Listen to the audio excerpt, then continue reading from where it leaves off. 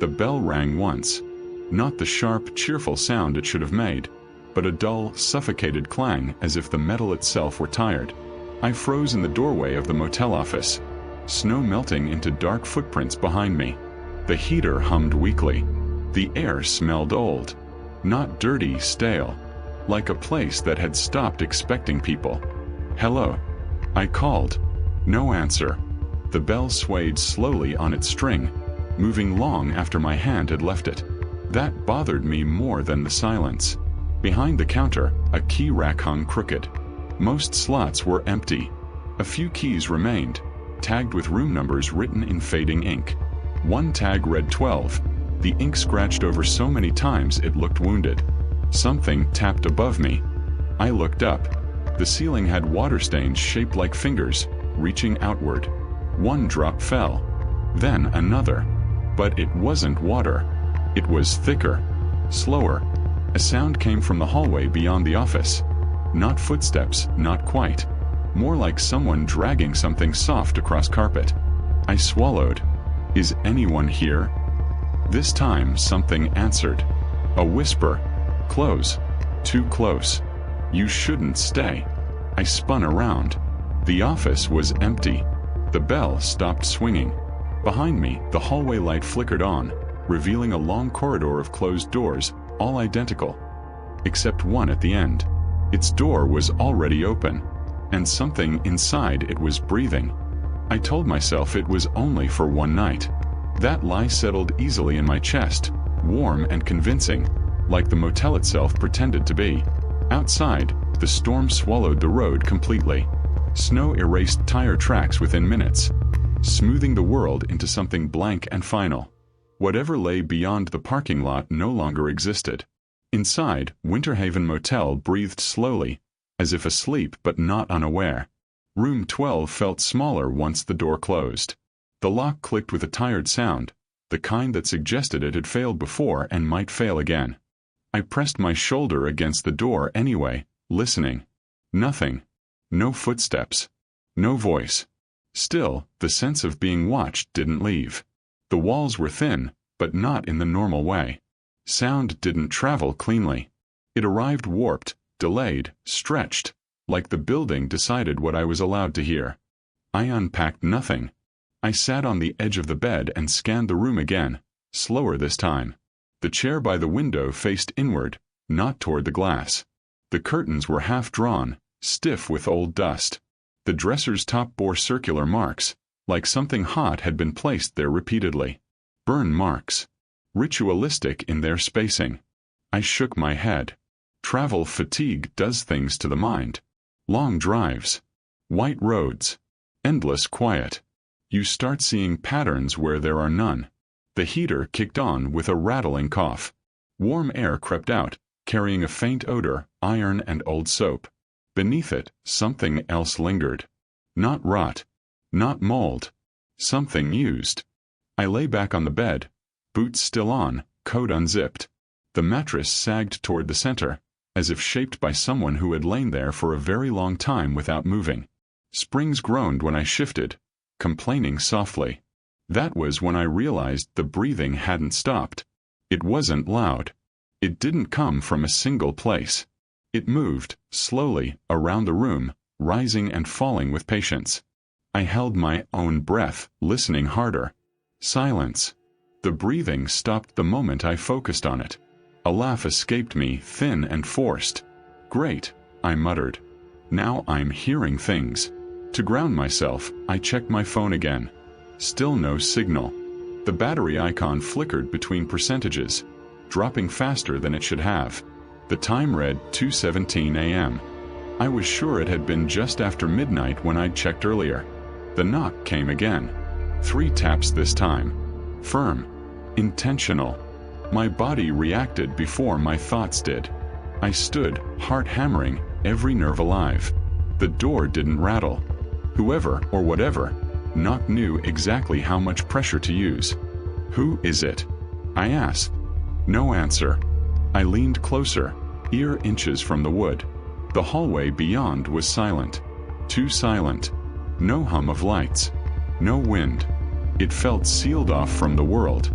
I unlocked the door a fraction, just enough to peer through. The hallway was empty.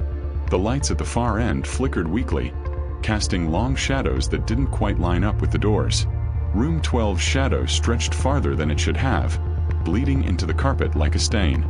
I shut the door and locked it again. That was when the voice spoke from inside the room. "You didn't look under the bed." I spun around. Nothing stood there. The room looked unchanged. Chair, bed, dresser, curtains breathing slightly though the window was closed. My throat tightened. "That's not funny," I said, not sure who I was speaking to. The bathroom mirror fogged again. Slowly, deliberately, letters began to form, traced as if by an unseen finger. Each stroke appeared with care, no rush, no hesitation. "Stay awake." I backed away until my legs hit the bed. The heater shut off abruptly. Cold rushed in, sharp and sudden. The breathing returned, closer now, lower, right beside my ear. I didn't scream. I couldn't. Fear sat heavy in my chest, pressing the sound down. A knock echoed again, but this time from inside the bathroom. I bolted for the door. The lock wouldn't turn. I twisted harder, metal biting into my palm. The knob refused to move, frozen in place. Behind me, the bed creaked as if someone had just sat down on it. A whisper brushed the back of my neck. "Everyone tries to leave." I closed my eyes. When I opened them again, the room was still. The heater hummed softly. The mirror was clear. No writing. No fog. The door unlocked easily. I stood there shaking, unsure if I had imagined everything, or if the motel had simply decided to wait. I didn't sleep.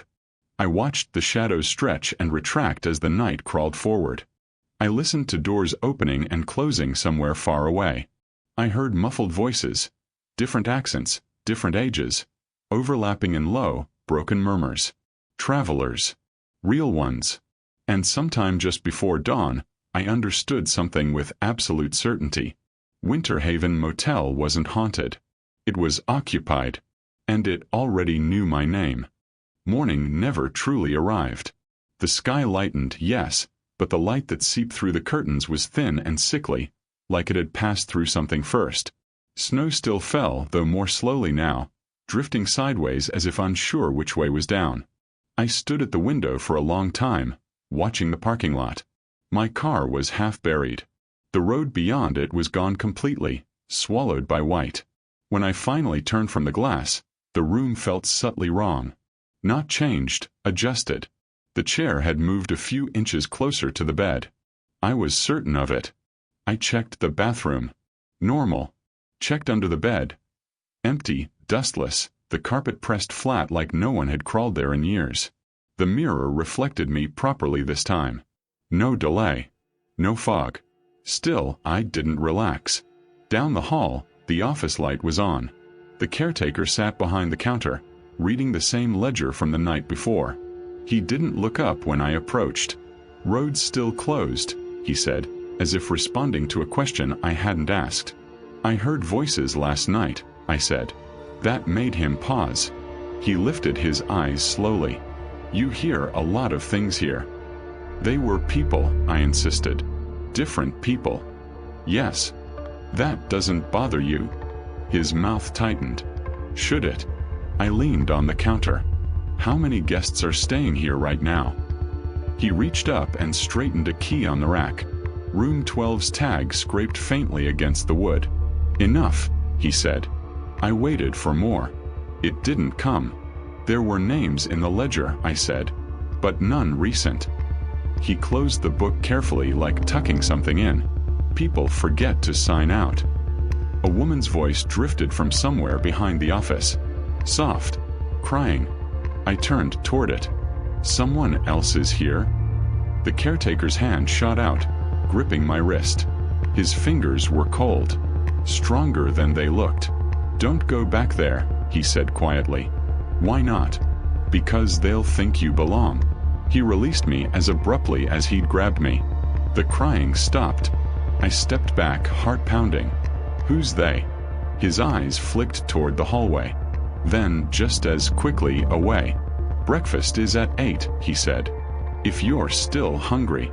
The motel had a dining room. That surprised me.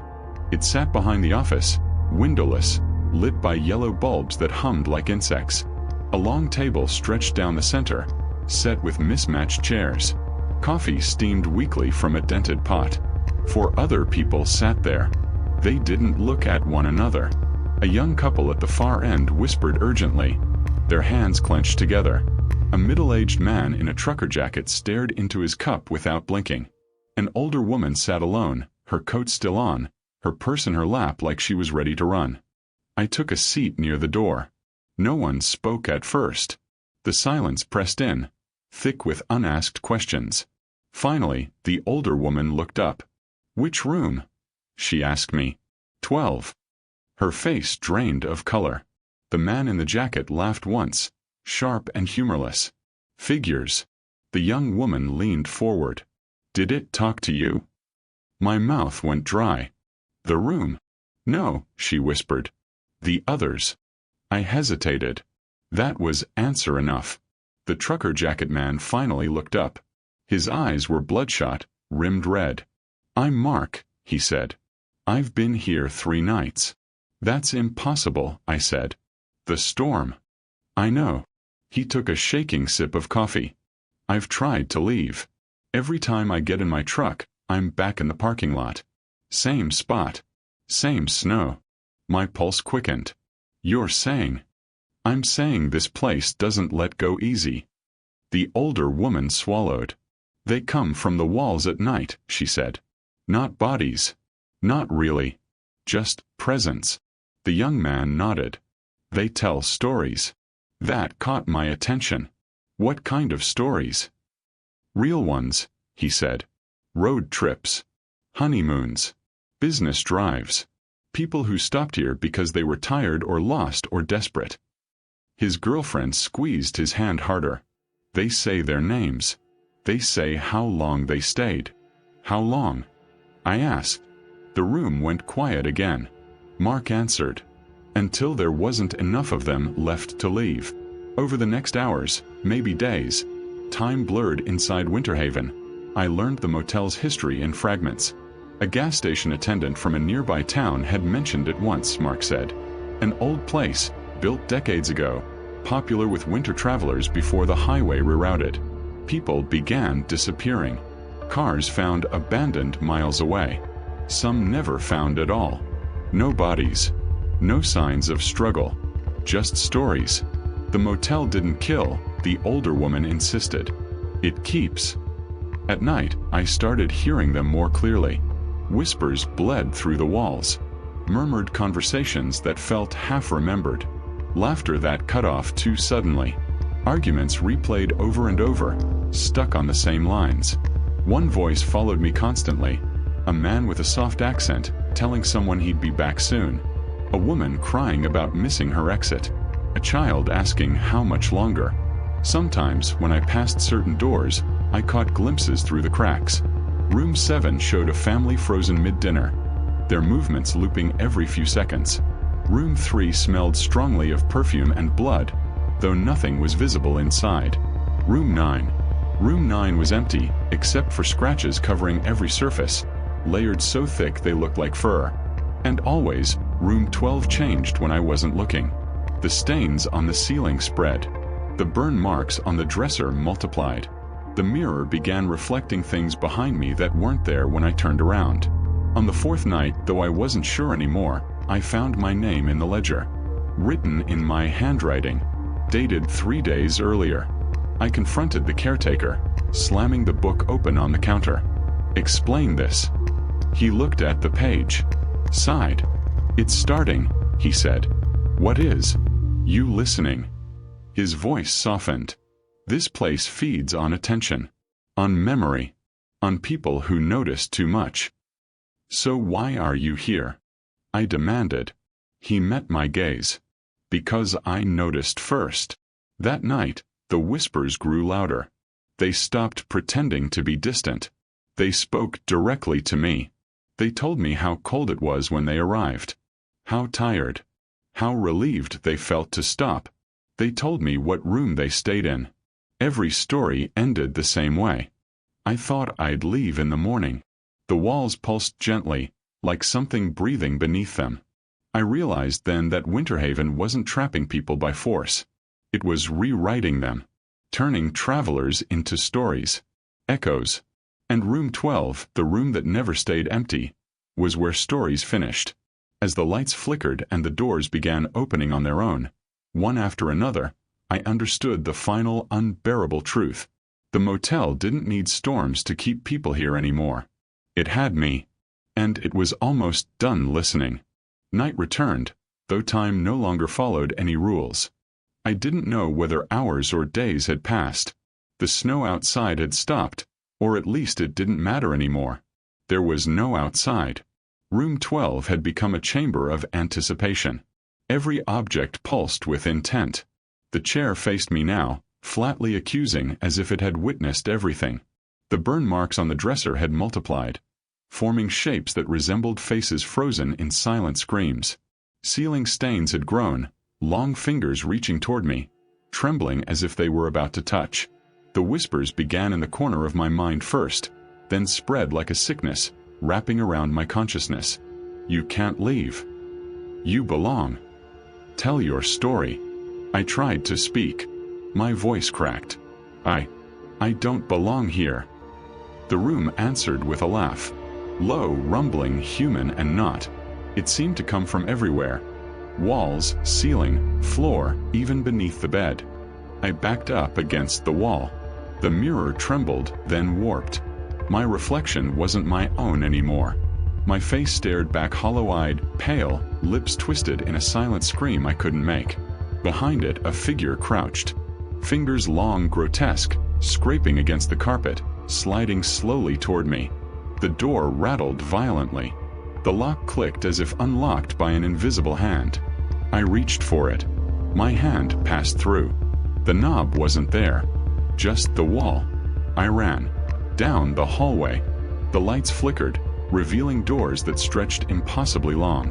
Each door opened as I passed, showing rooms I had never seen. A couple in mid-argument, a child crying endlessly, a man staring at his empty hands, an old woman spinning in circles. All unaware of me. Or aware and mocking. I turned a corner and the hallway doubled back on itself. I had been running in place for hours, or seconds.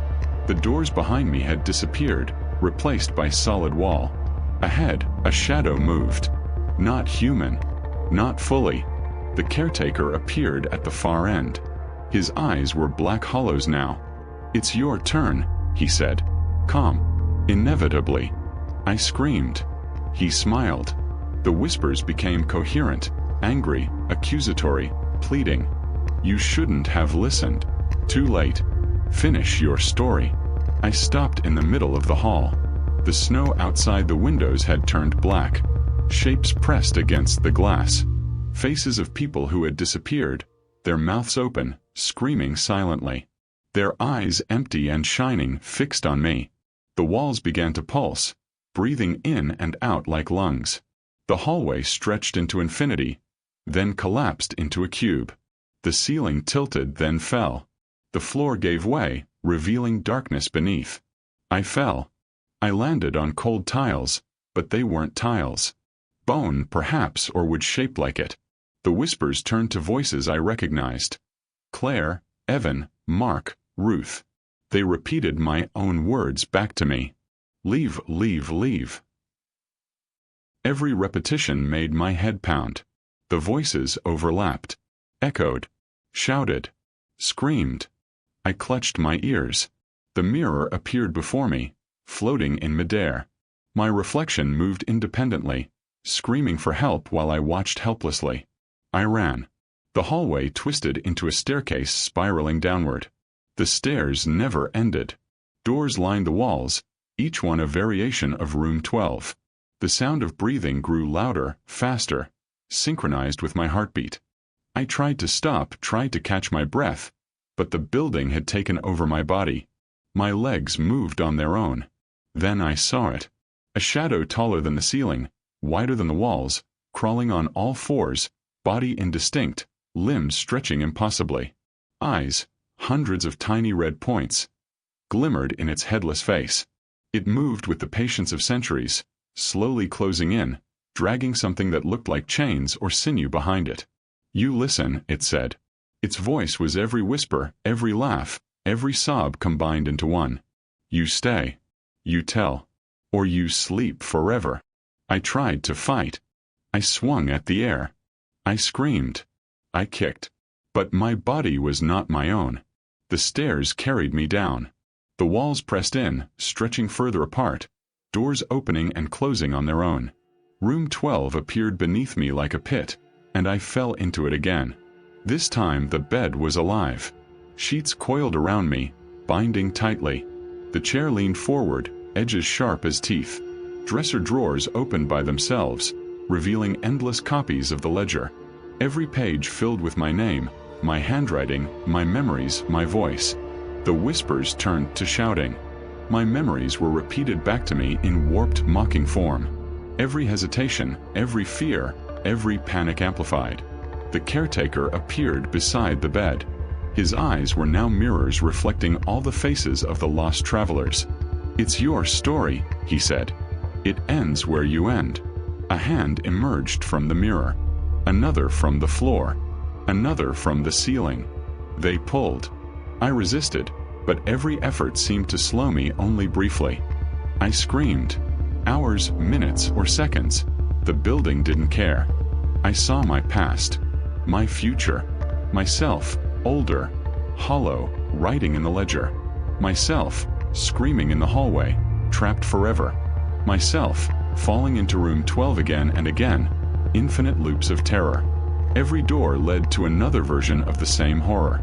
Every mirror reflected a different me, but all desperate. The voices chanted my name. Alan. The shadow loomed closer. Its limbs brushed my shoulders. Headless face inches from mine. Red points glimmered. Its breath smelled of rusted metal and wet snow. "You listen. You stay." I realized then that resistance was pointless. The motel did not merely trap bodies. It trapped attention, consciousness, identity. It rewrote you into the story. I could feel my memories slipping, replaced by fragments of other travelers' experiences. Claire, Evan, Mark, Ruth, all bleeding into mine. I tried to scream their names, tried to tell them I remembered. But my voice was not my own. The walls warped again. Hallways became spirals. Doors became mouths. Teeth snapping as I ran past. The ceiling dripped black snow. The floor undulated like waves. I clawed at the ledger, pages tearing, but more pages appeared, filled with my name, my handwriting, my soul. The whispers had become a choir. The shadows pressed closer, stretching impossibly. I could feel the motel's patience as a physical weight, suffocating, enveloping, reshaping me. I hit the wall. My reflection in the mirror grinned, though I hadn't smiled. The caretaker's voice whispered in my ear, soft, intimate, inevitable. "You are finished." And in that moment, I understood the ultimate horror. There was no escape. There had never been. The motel did not need to chase me. I had arrived.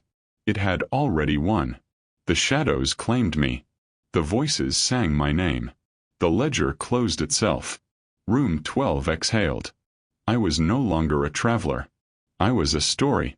When I finally ceased struggling, or perhaps when struggling ceased existing, I was aware only of the whispers echoing inside my mind. They repeated endlessly. "You will tell. You will remember. You will belong." I tried to think of a way out. Every thought warped into terror. Every memory became someone else's. Every attempt to scream produced silence. The mirror reflected dozens of faces now. Mine appeared at the center, pale, unseeing, frozen mid-scream. Around it, travelers past and present stared back, waiting, judging, mocking. The shadow loomed above, stretching across the ceiling. Its eyes glimmered red. The caretaker whispered again, "All stories end here." I understood. My identity, my past, my life, even my fear, they had all been consumed. There was only the motel now. Room 12 pulsed, breathing, watching, waiting, and I realized the horror was complete. The snow outside had stopped, or perhaps it had never started. I could not tell. The world beyond Winterhaven Motel no longer existed, or if it did, it had nothing to do with me anymore. Room 12 was silent. The whispering had ended. The shadows had receded. The mirror was dark, reflecting nothing but the faint flicker of the dying ceiling light. I lay on the bed, boots still on, coat unzipped, exhausted in every way a human could be exhausted. My mind was hollow, emptied of resistance, memory, and certainty. The ledger lay closed on the dresser. My name was on its pages multiple times, looping endlessly into itself, alongside others whose stories I could now faintly recall but could no longer separate from my own. The other travelers were gone, or perhaps they had never been. I didn't see them in the dining room. I didn't hear their whispers. I didn't feel their presence. I didn't even feel myself. The caretaker sat in the corner, as still as a statue. His eyes, once human, reflected the emptiness I now felt inside myself. "You are part of it now," he said softly. "You know how it works. You know the rules." I nodded, though the nod did not feel like mine.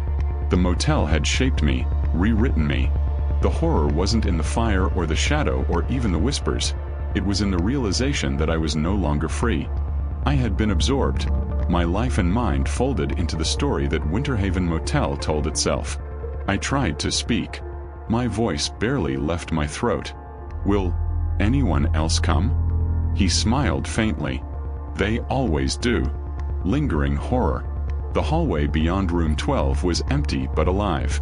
Doors that I had seen open now stood closed, each a silent promise. If someone arrived tomorrow, or tonight, or years from now, they would hear my story. They would see the marks I had left. They would follow the same path. Curiosity, dread, inevitable collapse.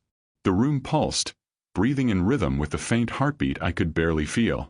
Outside, snow had begun again, or perhaps it was merely the reflection of my memories drifting through the windows. I walked the length of the hall. Doors creaked open and closed silently. Mirrors shimmered faintly with faces that weren't mine. My reflection appeared only in fragments here and there, always looking terrified, always staring back at someone else. In the distance, a faint light flickered. The office, perhaps, though I wasn't certain it existed anymore. I heard the bell ring once, dull and suffocated, though no one moved it. A reminder. A warning. The motel's memory. I remembered Claire, Evan, Mark, Ruth. Their voices, their stories, their faces, all melded into mine. I could hear them whispering inside my skull, fragments of their lives repeating endlessly. The room breathed. The air thickened.